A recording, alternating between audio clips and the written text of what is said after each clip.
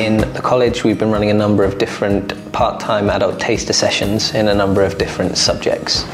These sessions are just to give a flavour of some of the choices we have available on our part-time courses.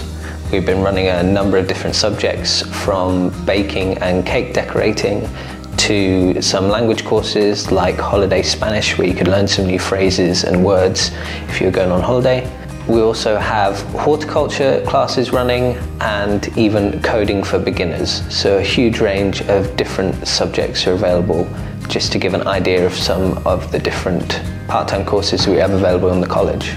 As well as on-site part-time courses, we also have a huge range run through some of our partnerships, whether that's through community centres or libraries throughout Mid and South Wales. Also in the past year, we've set up a microsite, Powys Neath Port Talbot Adult Learning Community, that has a huge number of our part-time courses, as well as courses from Adult Learning Wales and Neath Port Talbot Adult Learning in the Community. It's regularly updated and also has information from a lot of our other providers that we work with throughout Mid and South Wales. Thank you, diolch yn fawr.